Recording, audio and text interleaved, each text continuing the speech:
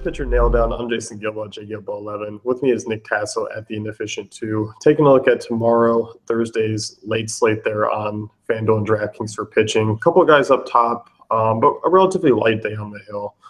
Yeah, absolutely. I mean, it's typical when we talk. It's always the pitchers on both sites are very different pricing wise, but I feel like today is the one day where they're very similar on both sites. Yeah, definitely. I mean, you got your Madison Bumgarner up top, and then Carrasco, Lackey are kind of those next tier down guys, and then you kind of start diving down.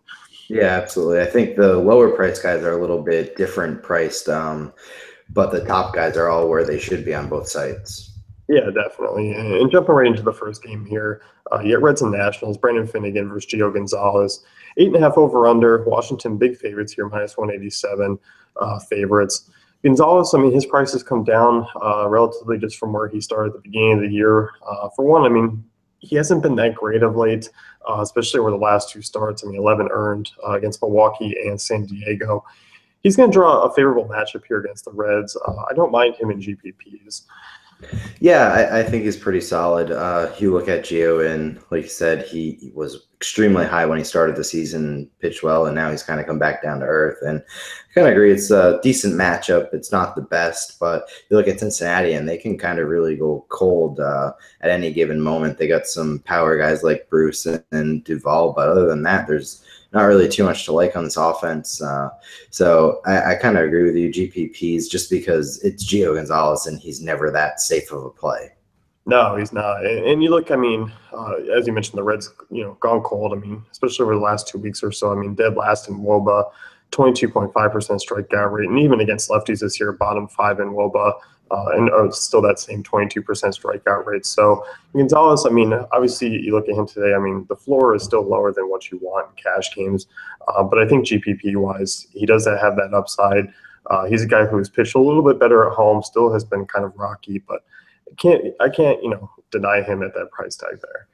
Yeah, it's something I really like. And on the flip side, I think Finnegan, even at his price, is kind of going to be a trap. He's pitched a little bit better, especially lately. But you look at this Nationals team, and they hit lefties pretty well. So I definitely think this is one of those games where you just kind of stay away from him. Yeah, I'm definitely in agreement. And as you mentioned, I mean, Nationals third in the league in WOBA against lefties. So a lot of guys, I mean, obviously Zimmerman hasn't really been great this year, but guys like him and Worth and Ramos and even the lefty-lefty matchups for Murphy and Harper are still something to worry about. Yeah, and you look at Worth, and he was really bad to start the season, and all of a sudden he gets to face a few lefties, and now he's kind of hitting a little bit better. And he's not a bad player. He's definitely overpaid, but he can definitely still contribute. Yeah, definitely. And I think I like that Nationals offense much more than I do with Finnegan there. Yeah, Gio should really be in line for a win here. Yeah, definitely. And he's a guy, I mean, even if he gives up 3 earned runs, I mean, I think, 6 innings and 5 or 6 strikeouts is something that's doable at that price tag. He's not really high enough to where you kind of got to be a little bit picky with his lines. Yeah, absolutely. The price tag where he's at, he's very mid-priced, and you kind of can fit him into a lot of lineups. And like you said, you really don't need much out of him. Yeah, definitely. And in comparison to the other guys, he is by far kind of one of the better options there. Yeah, I agree with you there.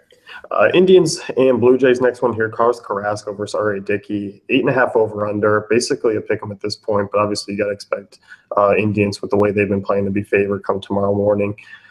Carrasco's a guy who really tough spot for him here.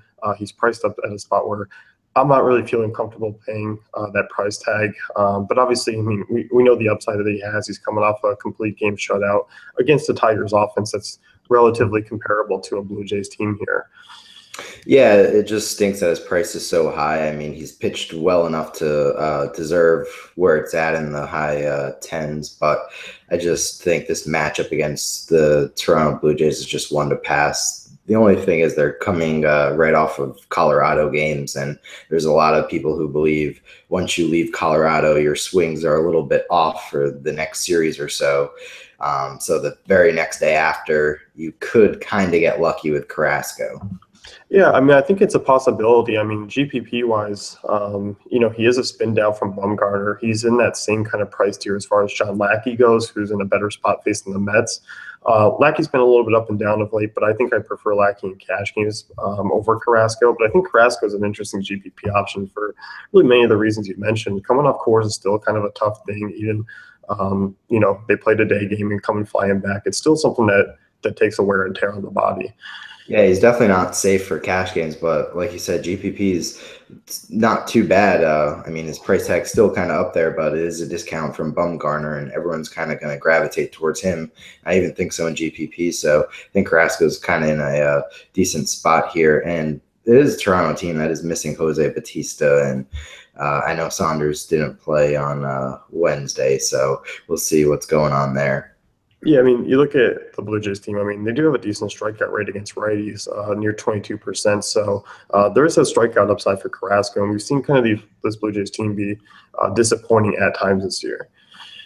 Yeah, so I mean, I can definitely see doing it. It's just it's not something I always want to do on any slate going and attacking the Toronto Blue Jays offense. Yeah, and I think, maybe if we usually had like that smaller 4 or 5 game slate, Carrasco would be much more playable. But I mean, 8 games is decent for a Thursday night. So I think we're kind of looking at some other options. Yeah, there's a lot of pitchers you can kind of gravitate towards, but you always will know that if you're selecting a guy going up against Toronto, you'll have low ownership.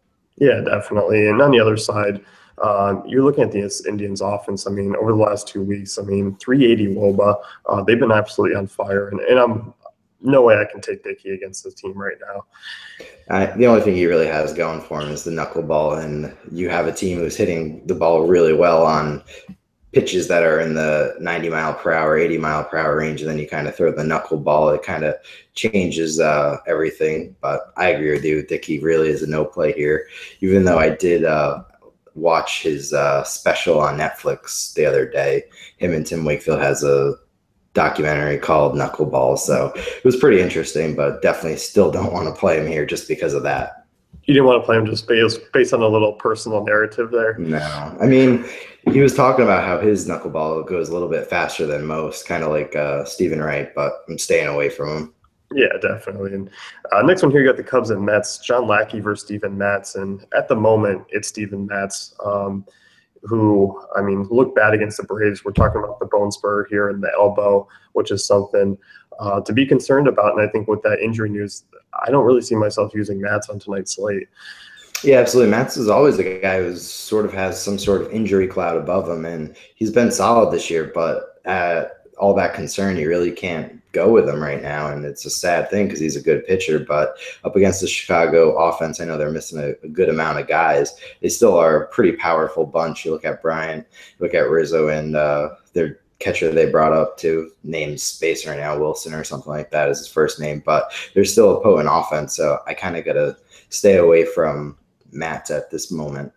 Yeah, Wilson Contreras is the guy you're looking for. But yeah, I'm with you. I think this Cubs offense, I mean, poses a threat, and I actually think they're kind of a viable GPP option on the other side because you're looking at Matz. I mean, if he's not healthy, and maybe he does give it a try and doesn't do too well and gets cut short, and you're getting a bullpen game, you're going to get the Cubs at a decent amount of ownerships, and I think there is some upside there. So, with that being said, Matz, I'm just kind of staying away until that injury, cloud that you mentioned just kind of clears up. Yeah, and even guys further down after Brian and Rizzo, you still have Baez, he's hitting well, hit a grand slam the other day too. So I think everything's really coming together for the Cubs, even though they've lost a lot of games for them. I know it's not a lot of games this past week. I think they've lost, 5 of 8 or something like that. But it's still the Cubs, and everyone goes through their funks. Yeah, definitely. I mean, 5 out of the last 8 is, in comparison to what they've been doing this season is, obviously going to look bad, but they're still an elite offense to not really target against. Absolutely. Best record still in baseball, I believe. So, I mean, everything is still trending upwards for them.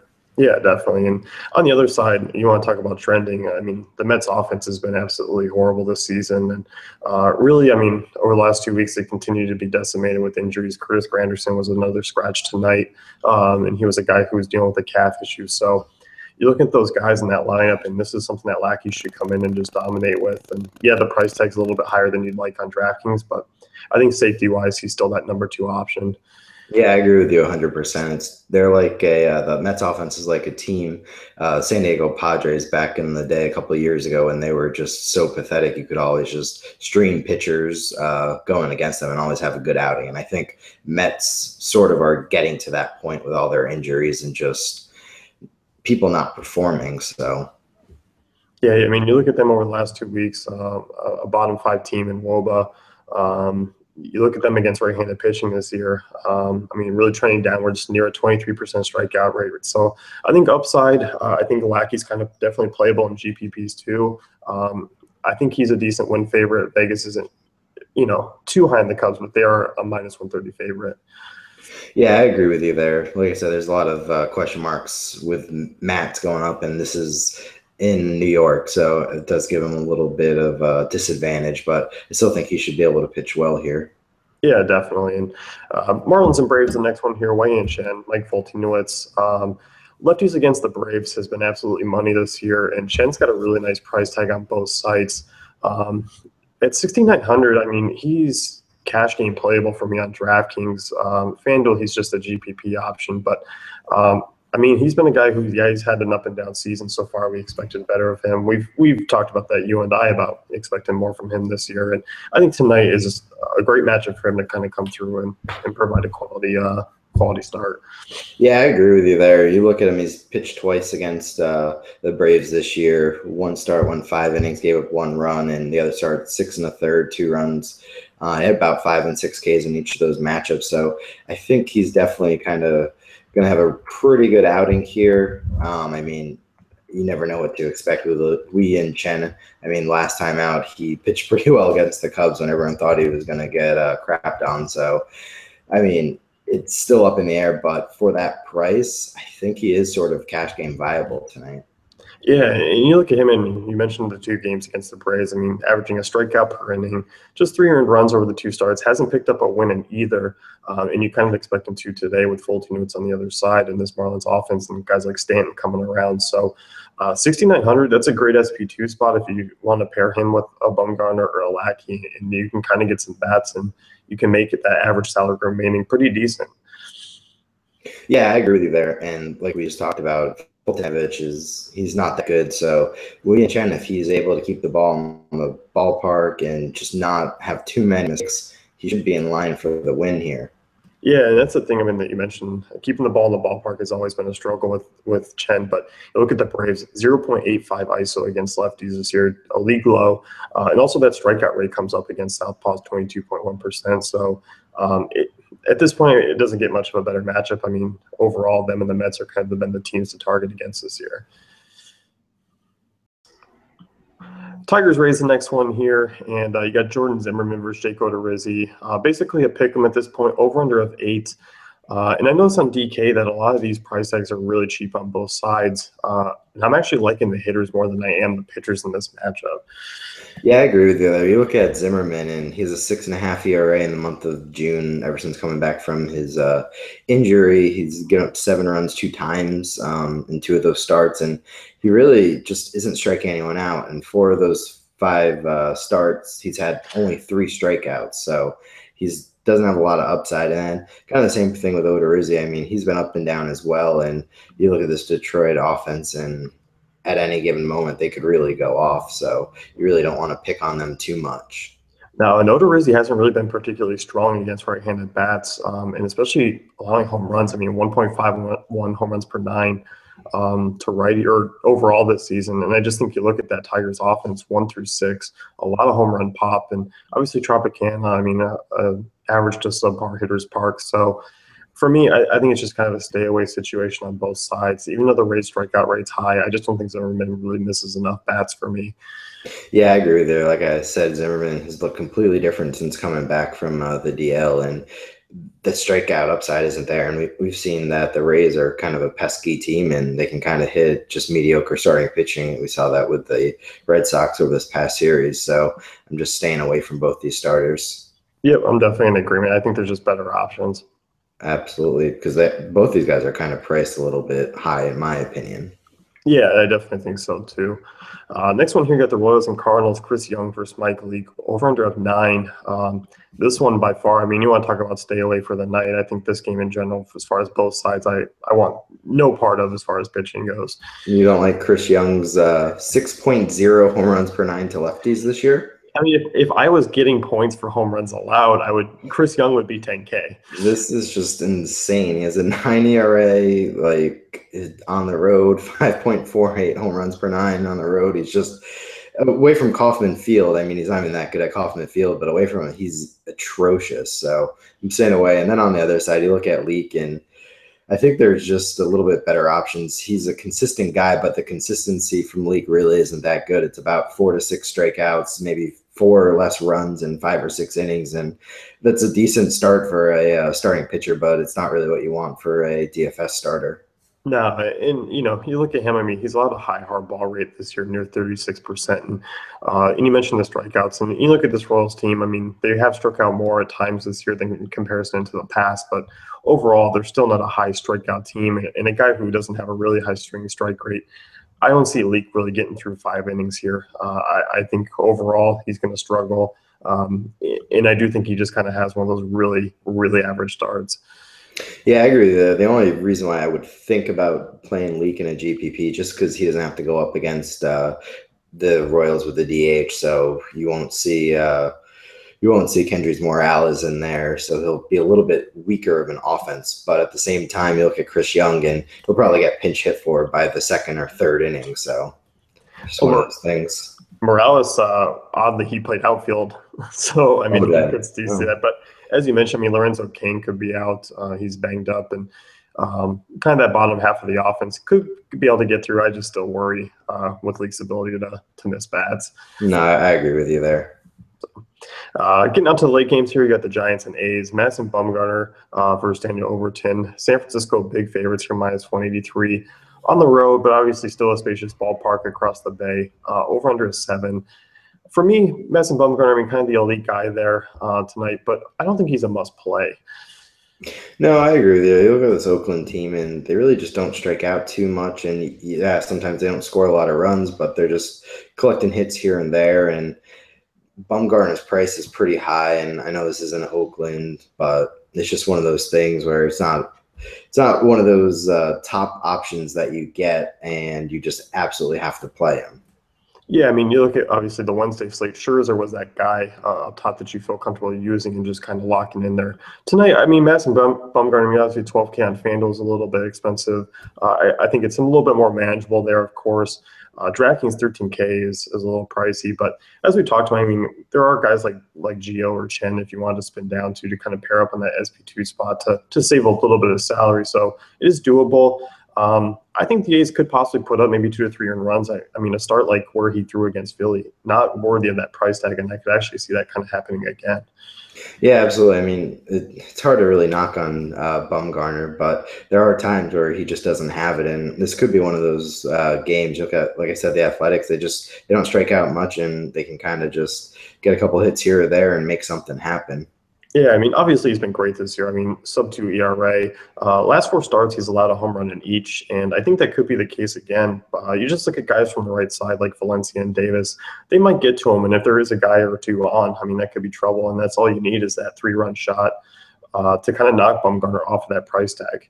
Yeah, and even Fegley and even Smolinski, like the A's are one of those teams where they just have a bunch of righties bats going up against any lefty starter out there.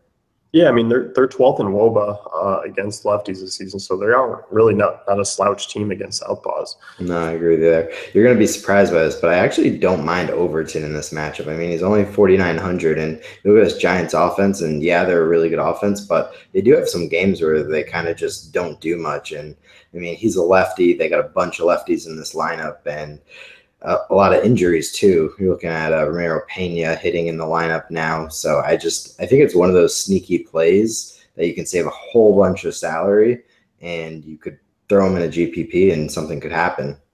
Yeah, I definitely agree. I mean, as you mentioned, I mean, the offense, no Duffy, no Panic, no Hunter Pence. I mean, you were missing two right-handed bats there. And as you mentioned, that back half of the lineup, I mean, really outside of Belt and Posey, there isn't a whole lot there. And I do think they're going to struggle offensively over the next, week and a half, 2 weeks when everyone gets healthy again. Um, so I think you can look at Overton GPPs. I'm definitely with you there. Yeah, I mean, you don't expect too much, but I mean, there's still potential there. Like I said, him going up against Crawford, Bell, you could kind of neutralize those guys. I did just randomly see that Chris Davis was scratched for Wednesday night, so I don't know if he's not in the lineup. That might change things for Madison Bumgarner. Yeah, I mean that's definitely another big power right-handed bat that he wouldn't have to deal with. That is definitely something to kind of keep an eye on. That would definitely be a bump for him. Yeah, but it's probably one of those things. He just needs one night off, and he'll be back in on Thursday. Hopefully, I mean they just got Josh Reddick back, and I think that offense is with Reddick inserted in there. I think it looks a lot better than advertised. Yeah, absolutely. I mean, Jed Lowry still isn't a slouch. I mean, they got some quality hitters in there. It's just they're not at the next tier that you really want to see for hitters. No, definitely not. Last game of the night here, you got the Orioles and Mariners. Chris Tillman versus Taiwan Walker, 8.5 over under. I was looking at this game. I actually like a lot of the hitters in here against Tillman and Walker. I mean, I know they're respectable right-handed arms, but I think there's a lot of home run pop for two guys that do allow a fair amount of home runs, especially Walker, a 1.67 home runs per nine. And just look at this Orioles offense and the way they're hitting the ball, and even the Mariners. I'm just not a big fan of taking guys against these two teams. Yeah, I'm definitely staying away from this game for the pitching side of it. You look at Safeco, and I know it's a really good pitcher's ballpark, but they're allowing almost 3 home runs per game. So, I mean, it's definitely not the same ballpark as it was last year or the year before. And you look at Walker and both Tillman, and they like to give up the long balls. Walker was pushed back from last start, so he hasn't pitched in a little while. So I'm a little leery about that, waiting to see before I roster him about his injury. And then you look at Tillman, and he's been good, but his last 2 starts, he's been hit pretty hard. He's given up 10 runs in 10 innings, and he's only been able to strike out 6 batters. And you look at this Mariners offense, and it looks like they're starting to kind of turn everything around now. Yeah, definitely. And you look at Tillman, that price is way too high, 9,200 on DraftKings, and 8,900 on FanDuel. So I do think there's better options for cheaper. And I'm with you. I think Tillman's a guy who's going to start regressing, and obviously I think already has, especially with that start against the Rays. I was kind of anticipating a better start from him, and obviously it was the third time that they were facing him, but I still think he kind of comes back down to the average ready that he is. Yeah, absolutely. He was playing way above his head in the first month of the season. So I think he's probably going to go back to where he really has been, 4.5 ERA, 5 ERA, and just kind of be a mediocre pitcher. Yeah, I'm definitely in agreement. So overall, definitely a stay away situation out there in Safeco. Absolutely. There's a lot of stay away situations. It's pretty slim pickings, but at least you have a wide range of options as far as price goes. Yeah, and I think a lot of the stay away options still, some of them could be decent for GPPs, but we'll see. Yeah, definitely. So that's going to wrap things up here with the pitcher nail down. Be sure to check out dailyfantasycafe.com for all the great tools and content.